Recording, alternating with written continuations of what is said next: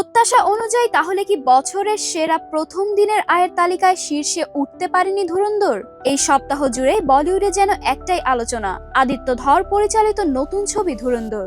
রণবীর সিং, সঞ্জয় দত্ত, অক্ষয় খান্না, আর মাধবন ও অর্জুন রামপাল একগুচ্ছ তারকার সমাবেশে সাজানো এই ছবি মুক্তির আগেই তৈরি করেছিল উন্মাদনা।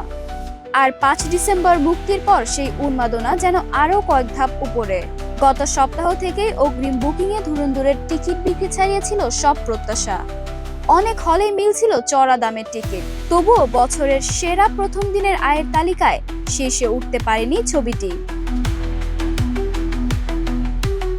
এখনো পর্যন্ত 2025 সালের প্রথম দিনের বক্স অফিস লিডে আছে কান্তারা চ্যাপ্টার 1। অক্টোবরে মুক্তিপ্রাপ্ত ছবিটি প্রথম দিনে আয় করেছে 60 কোটি টাকা। তারপরেই জায়গা দখল করে আছে ভিকি কৌশল ও রাশমিকা মান্দানা অভিনীত সাওয়াল, যার প্রথম দিনের আয় প্রায় 31 কোটি। আর ঠিক তারপরে অবস্থান রণবীর সিং এর ধুরন্ধর। প্রথম দিনে বক্স অফিস থেকে তুলেছে 27 কোটি টাকা। এদিকে বছরের অন্যতম আলোচিত রোমান্টিক ছবি সাইয়ারা, যা জুলাইয়ে মুক্তি পাওয়ার দিনে আয় করেছিল 21 কোটি, মানে তালিকায় বেশ অনেকটাই পিছনে।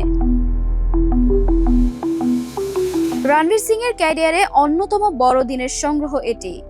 রণবীরের আগের সেরা ওপেনিং ছিল 2018 সালের পদ্মাবত, যার আয় ছিল 19 কোটি টাকা। এরপর সিম্বা ছাড়া বেশ কয়েকটি ছবিতে ব্যর্থতার মুখ দেখেছিলেন তিনি। পরবর্তীতে 2023-এ মুক্তি পাওয়া রকি और রানী কি প্রেম কাহানি প্রথম দিনে আয় করেছিল 11 কোটি। সব মিলিয়ে পদ্মাবতের প্রায় কয়েক বছরের খরা কাটিয়ে ধুরন্ধর যেন রণবীরের ক্যারিয়ারে ফিরিয়ে এনেছে স্বস্তির বাতাস।